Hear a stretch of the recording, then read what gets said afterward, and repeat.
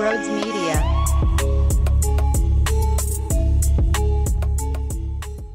What is going on, everyone? I'm pumped.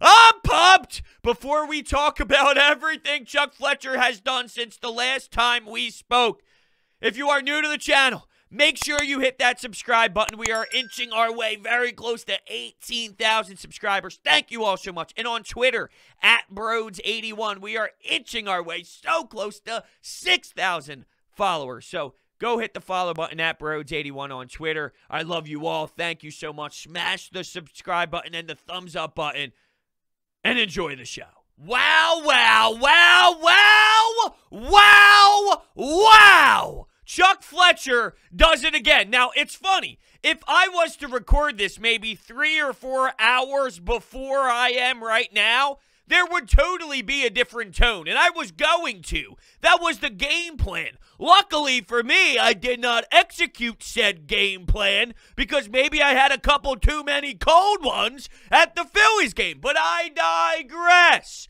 If this was only about Ristolainen, we'd have some good dialogue, some good debate about the pros and cons of what he brings to the table. But after you see that Chuck Fletcher brings down the house by trading Jakub Voracek straight up for Cam Atkinson without any salary brought back, I mean, that's insane. If you think about what he did for Ellis and what he did for Cam Atkinson, those are home runs. Those are legitimate A-plus general manager moves. Now, there's one thing thrown in the middle, and it wouldn't be the orange and the black without that Ristolainen debate, but it is what it is. I still look at it from this perspective, and I know it doesn't only matter about this. That's why we will peel back the layers a bit more. But just from the surface, if you look at what you have defensively, in Ivan Provorov, Ryan Ellis as your 1-2, your 3, Travis Sanheim, well, your left side of your second line. It's not really your 3, but whatever. You get my point. Your top 2 defensemen, your second pairing, Travis Sanheim and Ristolainen, and then maybe what, Cam York, Justin Braun, still figuring out maybe what you do with your 5 and 6. But my point is, look at that top 4. Look at that top 4. And I know everyone wants to say analytically that Ristolainen blows and he's horrendous. And I just feel that's getting taken too far. He had a good stretch with McCabe. Yeah, but McCabe, that doesn't really matter because look at everything else. Yeah, it's the Buffalo Sabres, the worst ran organization in the damn league. Is it possible that Ristolainen is not the best defenseman in the world? Absolutely. He might end up flopping. And if he does, if I'm Chuck Fletcher, I'd rather bite the bullet and let him walk considering he's going to be a UFA if they don't re-sign him, than signing him to a deal just to justify the fact that you made that move and you gave up that first-round pick and you gave up Robert Haig and a second down the road as well. Don't sign a contract just to sign a contract to put your foot down. If it's a flop, which it possibly can be, he might be just as bad here as he was in Buffalo. I'm not ruling it out. But I also know that Taylor Hall goes from -21 to +15 when he played for the Sabres compared to when he played for the Boston Bruins. And I do know that asking Ristolainen to play such a major top-minute role, maybe that's not what's best for him. And you could talk about Jack Eichel being on the ice with him and him being out with the first-line forwards, which would impact the production. Like if you're a D pair and you go out with the third and fourth line, that's completely different than going up against having number ones and your first line out there as a forward group because normally they generate a lot more offense. They're giving you a lot more on the other side of the ice, yada, yada, yada. So he might not be best suited for that. But if he takes a step back, logs less minutes, instead of 23, 24 minutes a night, it moves back to 20. It moves back to 19, 20. Maybe it's in that range. And he plays with Travis Sanheim where he's not going up against all the superstars on the other team as well. You're going up against the Boston Bruins and their perfect line. You're going up against some of these elite players. Now, you might see more second-line forwards, which then helps you out as well. He brings a physical presence, and I heard Jason Martinez say this because as soon as the news went down, of course I'm going to tune in to 97.5 The Fanatic, hear what they have to say, knowing it's Jason Martinez on, the hockey guy. I want to hear his perspective on things. When you see Oscar Lindblom dropping the mitts to be that guy last year, to bring the energy to the team, and to show some toughness. I love Lindblom. His story is amazing. That in itself tells you all about his toughness. But that's a shame. That's a statement.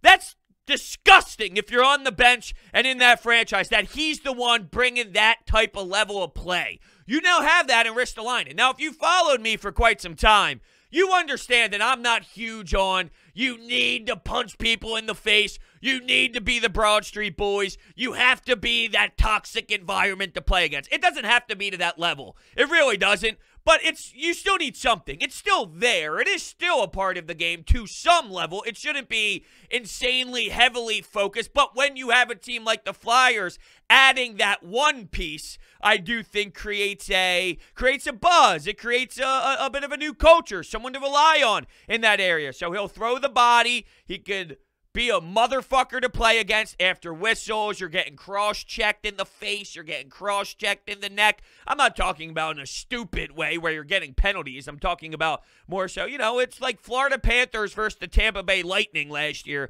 in the first round of the playoffs. Oh, do you remember that battle? Oh, do you remember how that was every single time there was a whistle? Every single time the goalie covered up the puck, what's happening? Face masks, you're getting the glove in the face, the smelly glove. I mean, all of it. You're getting some cheap shots on the side. Like, that's how it's going to be. Would I have taken the gamble? I don't love the gamble. I don't love how they got there with the top 4 defensemen that they have. But compared to where they were last year, this franchise set out a goal. I saw their vision. They're executing their vision. They are doing everything they told you they were going to do. They're going to make sure that they improve defensively.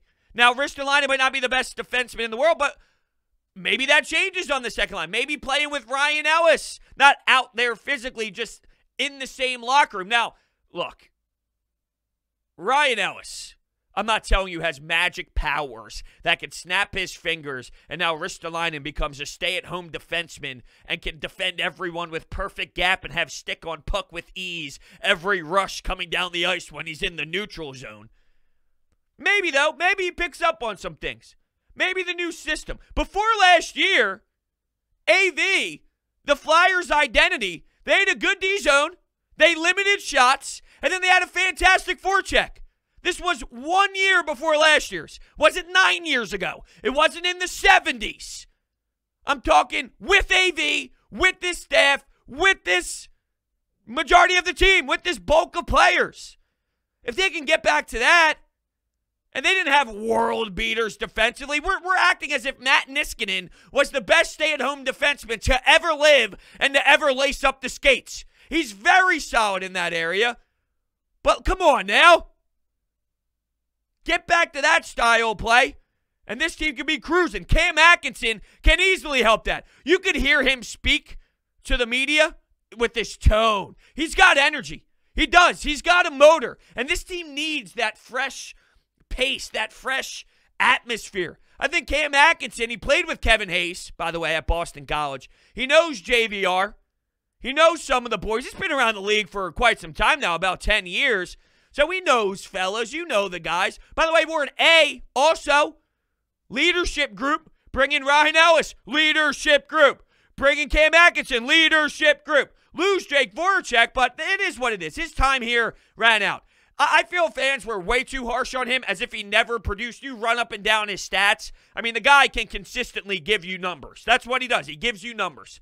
But his time here is out. If I'm Columbus, though, what did I get back? What did I get back?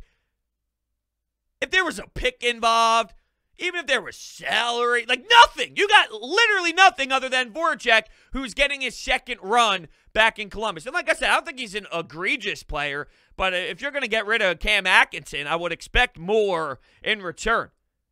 Atkinson in 41 games back in had 41 goals in 2018, 2019, 35 in 2017. Could play special teams. You need a bit more grit in that area as well. Their special teams last year, offensively, we were screaming that their power play sucked because it did. At times, we were upset with their penalty kill over the last couple of years. Well, you get someone that will fly. You got some guy who will eat the biscuit. He'll definitely bite the bullet and take some pucks to the chest, to the chin, however you have to stop it from getting through to Carter Hart. So it's very big with the salary cap. The naming of Carter Hart made me think about this. You have your RFAs now that you have to figure out. Carter Hart, Travis Sanheim, and I believe Connor Bunneman is in there as well. But Carter Hart and Travis Sanheim are the two how-do-you-dos that you got to focus on. The fact that over $2 million they're saving over the next couple of years with the Jake Voracek move, it came out to around 2.3-ish in that range. Let me see exactly the amount just so I could be specific on that. It is, oh man, there's so much news going out with the Flyers. $2.375 million in the trade for the swap, 1-for-1. And now you can look at Carter Hart, Travis Sanheim, and it helps out. And that's why, I didn't even get to the point of Ghost. Moving Ghost, it was so big, you needed to do it. It was not controversial to me. You move on from Ghost, you save the cap space. Yeah, you have to throw a second rounder and a seventh rounder in there as well.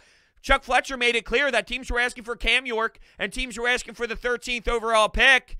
Now you see in hindsight what he did with that 13th overall pick. Some would question if maybe that was the better move or whatnot, but no, I still would rather keep that. Moving on from Ghost Cap, you needed to. And you couldn't come up with this crazy, wild deal to get anything in return because, remember, he cleared waivers last year. Nobody wanted to touch him for that money. So you had to tell somebody. We talked about this hypothetical all offseason long until the Seattle Kraken did their expansion draft. You might have to apply some of your assets to Jake Voracek to beg Seattle to take him, to beg Seattle to take a player with some high money. So it's the same thing, essentially. You just didn't do it with Seattle. You did it with Arizona. If you're Arizona, you look at that as, hell yeah, I got something solid here. Why wouldn't I do something like that? Take the money. Look at where we are.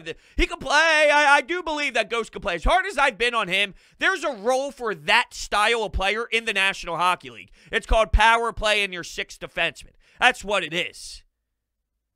But sure, if you're Arizona, why not? That starts this whole thing.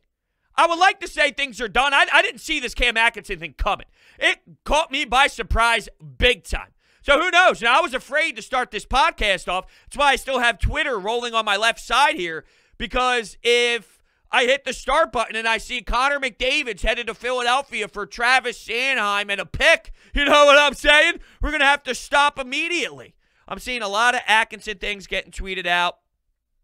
All right, Kevin Durso, co-host with me on Open Ice Hits, tweeted this out. An observation on Cam Atkinson. He was just in the media room with him. If you want to convince players to come to Philly, a la the Philly isn't a free agent destination argument, let Cam Atkinson be your pitch, man. He couldn't sound more excited and seems really invested on what the Flyers are doing. So awesome to hear, and that's what I was kind of saying about the way that he speaks, his mannerisms, his body, his tone of his body, I was going to say. That makes it seem a little bit more in the physical area. I'm talking more about the less in the weight room, more in the body language department. The guy is bought into what the Flyers are trying to sell. They had a goal, and they are accomplishing their goal. It's been a long time since I've been this fired up and excited for the Flyers, just to talk about the Flyers. I'm hosting on The Fanatic tonight, 7 to 10 p.m., so if you're catching this before, make sure you listen to 97.5 The Fanatic. I have Jordan Hall, who covers the Flyers for NBC Sports Philadelphia, joining the show to get his take on it. Amazing. I mean, it's amazing on what's happening here. It really, truly is. There's so many different angles. I'm like stuck on which way I want to go. You still need a backup goalie as well to Carter Hart. I guess Carter Hart's a good transition here, just in general about his on-ice production.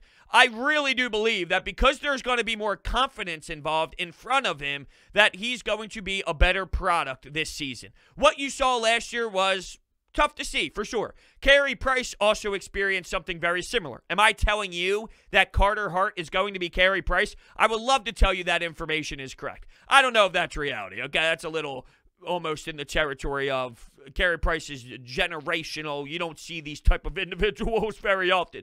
My point, though, about Carter is he's a very strong goalie. What I thought, though, like this is realistic. If you look at this just with some logic here, right? Carter Hart, one of the strongest things about him was mental toughness. Like I think when you look at before Carter Hart got here, we talked about the way he prepared. We talked about the way he grew, the way that he was determined, the way that he kept his mind proper off the ice when you're not training and when you're not in the gym and when you're not stopping pucks with your goalie coach. Everything upstairs in the brain was what he was so strong at. And last year, there was a crack in that. And I believe that's normal considering you're 20-something years old getting thrown into the net. That's not realistic. You don't see that very often in this league for a reason. So that is important to look at. That cracked a little. There's players, though, that you have more faith in getting over that hump and perfectly analyzing the situation and working and tweaking on things to make sure that doesn't happen again.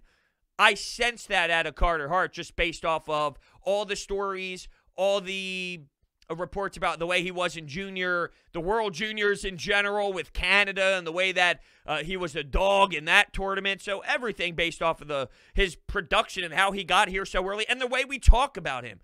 What's in front of him will absolutely help. I don't anticipate seeing 5,000 guys wide open 5 feet in front of the blue paint like we did last year. Will there be mistakes? No doubt. You never watch a hockey season without seeing someone left back door wide open and they have a tap-in goal. That happens to the best teams. That happens to the Tampa Bay Lightning with Vasilevsky in that and Victor Hedman defending the rush. McDonough, too, after the playoff series he had. Same thing. This happens.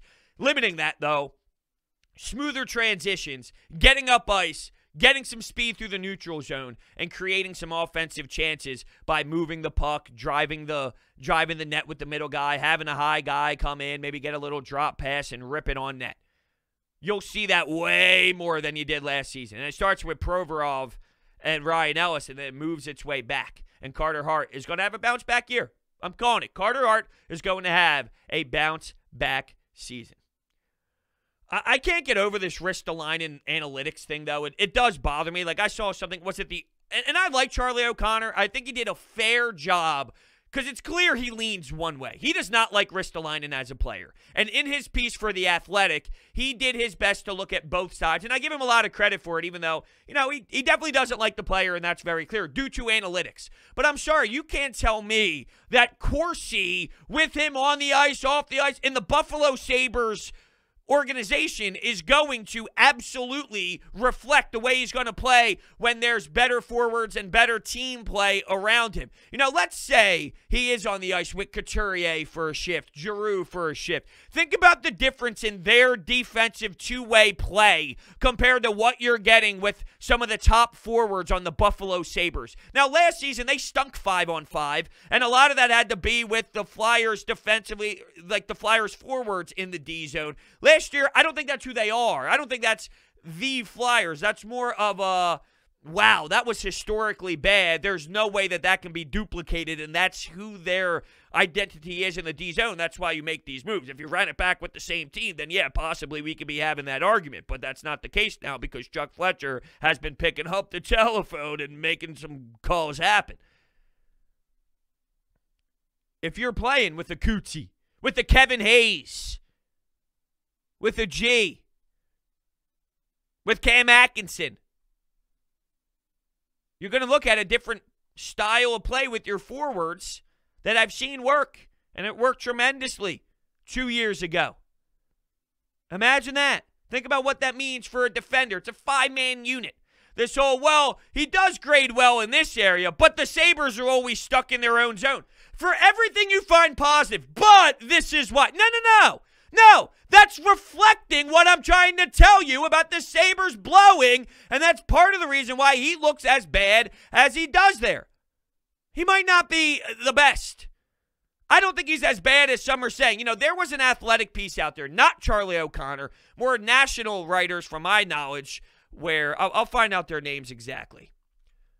theathletic.com. And they were so horrendous and so pathetic, they gave the grade a J to try and be funny. You know what J stands for? Jerk off. That's what you are for making that article. It's crazy to me. So if I go to NHL and I find because the draft was last night, so there's so many pieces. I don't know if I'm going to be able to find it. There's literally so much. Yeah, I'm not going to. There's too much information on this tab, and I don't know where I'm going to find it. Regardless, though, Seth Jones got 9.5 AAV. Now, the conversation's a little different here because the people that like Ristolainen think he's okay, and the haters say he's the worst defenseman because he grades out as the worst defenseman analytically, one of the worst defensemen in the entire league. With Seth Jones, no one thinks he stinks. No one thinks he's awful. It's just, is he worth 9.5? Do you think he's elite or is he more good? Because there's a big difference on the AAV. But you look at that deal, and McCarr got paid as well. You know, does that change the way that you feel about the move? Now, of course, Chicago had to give up first-round pick and player and all, and they put together a package. But I'm just looking at compensation plus money. Is that worth compensation? And I guess this is somewhat up in the air right now. It's kind of a gray area because you don't know what Ristolainen is going to end up doing with the Flyers moving forward or heading into another direction. Before we take some anytime hotline calls, DraftKings Sportsbook is not only my favorite sportsbook, but America's top-rated sportsbook app. Speaking of America, our top athletes are over in Tokyo competing for the gold, and DraftKings has a medal-worthy offer just for my listeners. Listen to this great offer. Download the top-rated DraftKings Sportsbook app now and use promo code Brodes when you sign up to turn $1 into $100 in free credits if America wins a medal. That's code Brodes to turn $1 into $100 in free credits for a limited time only at DraftKings Sportsbook. Must be 21 or older, New Jersey, Indiana, or Pennsylvania only. New customers only. I said that already. See DraftKings.com/sportsbook for details. Restrictions apply. Gambling problem? Call 1-800-GAMBLER. All right. So I have a mixture here of anytime hotline calls from the Ristolainen trade and from the Cam Atkinson trade as well. So let's just go for it here and let's tune in. Here we go. Brodes. You know, I'm not a big fan of the Ristolainen deal. I don't like giving up too high picks and a player for him. Hopefully it works out. But I love the Voracek deal. I would have took a bag of fucking pucks to get rid of that contract. Cam Atkinson is a little fucking feisty little motherfucker. He should be fun to watch. I don't know what that says about Konechny though. He's kind of the same player there, but let's go. Like this last deal. Go Flyers.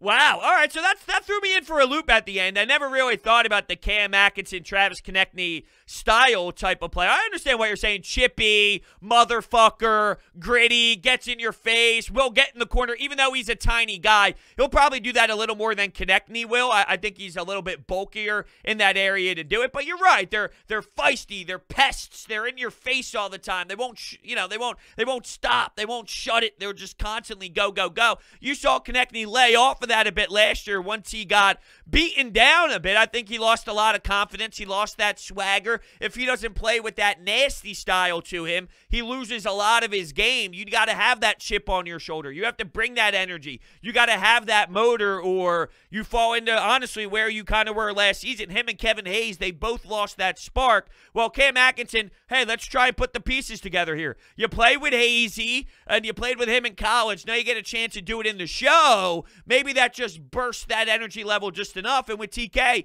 he can maybe look at Cam Atkinson as a model piece. That's something that I could do. That's something that Cam Atkinson thrives with. I can do that to my own level, to my own personal degree, my own way. Let me study him, and let's go at it. Let's do it.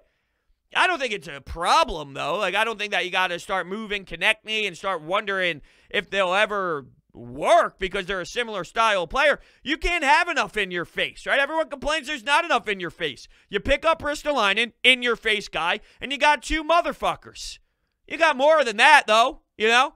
Like, Cootsy's a motherfucker. He just does it in a more quiet tone. He'll give you that hard cross-check to your knee and then just be a veteran present to go back to the bench without yapping with his fake teeth in your mouth, or the no teeth in your mouth, or in your face, I should say, in your mouth. That's a little weird.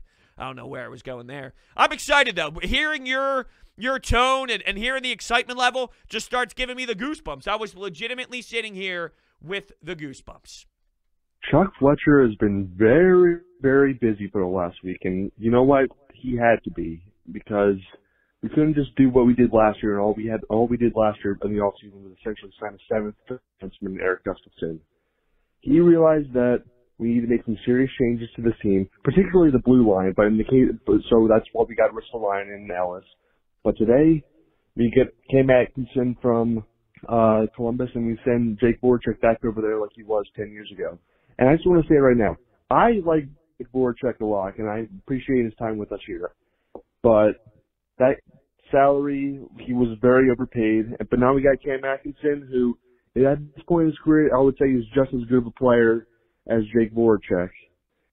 Yeah, that's interesting. You know, if you look at statistically, Jake Voracek does put up more numbers, but different paychecks, different amount of money being earned, which does change things, of course, on, you know, what player you're getting. Absolutely. And Voracek was getting paid a hefty amount and still had a couple years left on the deal. I'm with you, though, that he gets a lot more hate than he deserves. It's one of those players after so long, and the feistiness that he does have to the media, and he goes back and forth with fans, and he never really truly related. That made this fan base a little uncomfortable at times and threw all their emotions towards Voracek, which I understand at the same time also, right? You do have to find your balance if you are the player, and but he doesn't give a shit, and I don't necessarily blame him for not giving a shit. With Cam Atkinson, though, what you mentioned early in the call was Chuck Fletcher said they got to get better, and you specifically mentioned the D-core and the blue line, which yes, they absolutely did get help in that moment, or in that spot, this past moment. They also needed special teams help. They needed to add some scoring at the top. I was very nervous. I was going back and forth with people on Twitter after the Ristolainen trade that claimed this was the worst trade in NHL history. Yeah, I mean, come on now. Even if it's a flop, is it the worst trade in NHL history? No, there were question marks heading into it, but come on. It's just getting to this nth degree that is kind of blowing my brains. But I digress. Getting back to goal scoring. They needed that. And I was going back and forth with people on Twitter, and I would say, look, your top four, I might not like how they got there, but if you showed me last year's roster, this year's roster on the D-core, and I just saw the pictures, I'd be like, okay, I'm all right with this. Let's see where this can take us. Let's see how the holes get fixed in the D zone with supporting the puck more, with better stick on puck, better gap control, not so much getting all hectic when things do get out of control in the D zone, when teams start cycling the puck. Don't get lost in your spot and maybe play the body a bit, get the puck, and move, transition through the neutral zone. You need to get scoring. I'm worried about putting the puck in the net because they don't generate enough. Sometimes they might get a lot of shots because AV likes shots. They're shooting them from outside the dots. They're coming in the zone, they're just throwing something on net. And sometimes that's fine. I'm not anti-throwing the puck on net, seeing if you get a lucky bounce. Go far pad, drive the net, see if you can get one off the pad. I mean, there's definitely effective ways to do it, but there's also times where you're, all right, fellas, let's go from C chances to B+. We got to go. We got to move that puck. We got to get the goalie going crease to crease, post to post, in the crease. And that wasn't happening. So, all right, let's go to the next one here. This is the old man in Georgia. I love Philadelphia Flyers hockey, and I can't wait. I think maybe they ought to move out. I think maybe it's time to shake up the front line. I love Claude Giroux, but what the hell? He ain't doing nothing. Whoa. First off, what? After everything that happened, every move made so far, we got to trade Giroux. Oh, my. Why am I surprised? It actually never even thought in my mind. It never came across my mind that I would have a trade Claude Giroux call today. Now, either that's shame on me and I'm an idiot, or what are we doing here? Let's trade G. What do you mean he's not doing anything? Last year, I could argue I watched that man carry this team in a lot of games that it's like, wow, I'm pleasantly surprised he was bringing that, like playing like that last year at times. Willing the team to win hockey games last season. I thought G and some of the veterans arguably had very solid years individually for themselves based off of circumstances that was surrounding them. Really? Really? G's not going anywhere. He's got a no trade clause. He's going to be a Flyer for life. He's going to be a Flyer. He's going to be a Flyer, whether you like it or not. You know what? I don't even know if he's going anywhere after here. I think they bring him back on cheaper money, obviously, but I think he's a Flyer forever. I believe that. I believe it. We'll see. Maybe that's a crazy statement. Maybe not, though. He wants to stick up the middle finger at all the clowns out there. Fuck you, jerk-offs. Here's my cup as he's going around the Wells Fargo Center after Game 5, winning it at home. Mwah! Mwah! Mwah! Like I said, the Flyers haven't got me on this level in quite some time, which is kind of fun. Hey, what's going on, Brodes? I'm here to discuss the Risto trade. I think that it's just a great-ass move, honestly. You know, people are saying it's an overpay, like if Robert Haig was about to be serviceable, or like they had like this weird belief that we could get like a Jack Eichel or something when we have no cap space for any big players. The 13th pick, we likely would have taken somebody really shitty too, you know, that wouldn't help the team. I think that's a little bit of an overreach, in my opinion, what you're saying. Like, they don't draft well. I mean, that's not true at all. It just takes a while for the NHL, for these players to grow. Over the Ron Hextall era, I mean, they did a great job at building these prospects, which I think actually gives you the opportunity to take some of these riskier riskier opportunities that do come up in your way, that you do have a chance to swing and miss on, or swing and hit another home run if you're Chuck Fletcher. The trade was an overpay. Now, I'm a little surprised by this. 7 teams offered a number 1 pick. 7 teams offered a first-round pick. Not a number 1 pick. A first-round pick for Ristolainen. So it's not as if the Flyers were the only team to go out there and, like, blindly throw things at the wall, and they were just, let me get him. Let me just get him. Let me just throw the 13th pick around if I'm Chuck just to do it. No, I mean, he's obviously reading the market. He's making all these masterful trades. You think he's just going to randomly just be like, let's do the worst one ever while we make 2 A-plus moves. Now, he's made some bad decisions in the past with Minnesota, and they have paid for it. So he's not the masterful GM that never makes a mistake. Sure, it quite frankly could be one. But the first-round pick, 7 other NHL teams were doing that. It was an overpay. It was an overpay, but he's not as bad as what people think he is. I think that's the best way to describe it. Not an overpay, nowhere even close to the disaster that people claim that he's going to be. I think you're a little off base, though, on they would have screwed it up anyway or anything like that. And Haig, yeah, I mean, is he technically filling in for Haig? I mean, because they both play a physical style of play, that's how people relate it. But one man was a 7th defenseman on a team, and Ristolainen was a first D pair, you know? And that goes the same way, by the way. People are trying to say that Andrew McDonald is the same. Andy McDonald is the same as Ristolainen. Well, one guy can play the power play. The other guy can't play the power play. Do you not see that? All right, let's do one more. Here we go. Trader Chuck at it again. Look, he's come out and basically telegraphed everything he set out to accomplish, and he's done it. I mean, he wanted to try to fix the defense. He's addressed that. And as for today, I know he specifically said he wanted a forward who could help with the penalty kill, and he got that in Atkinson. I mean, I wish Jake Voracek nothing but the best. I mean, he's been a solid Flyer here for years, and I kind of feel bad for him having to go back to the dumpster fire right now that is the Blue Jackets. But I think it's a solid trade. It would have been sweeter if they could have added Korpisalo, the goalie, as part of the package, but you free yourself up a little bit of cap room. And then I heard in the second round of the draft, they picked a kid who was ranked as high as 30 on some boards at 46. So all in all, I think a good day for the Flyers. Yeah, it's funny. After all this, somehow the draft gets lost in the sauce, but, I mean, it makes a lot of sense. There wasn't a McDavid and Austin Matthews, a top-end player of that nature that really popped out right from the jump, and then the Flyers didn't have their first-round pick, and now we're looking at rounds 2 through 7, so it'll be interesting to see what they come out with in the draft, and, it's a little too premature to get out what type of player they're going to be and all that, and there's just so much emotions flying around that it's off to the side. It's that secondary layer that I'm just not ready for in this specific moment because I'm so thrilled on what they did to this point, and I'm excited. Like, there is now, when I'm thinking about Flyers hockey in September, October, getting ready for the season, I'm going to have goosebumps. Like, I'm going to be so damn interested. We talked about a change. There needed to be a facelift. Whew. Is this not a facelift? My God. Is this not it? You move on from Voracek. That's been talked about forever. You get some new, fresh energy in there. Welcome, Cam Atkinson. Welcome, Ellis. Welcome, Ristolainen.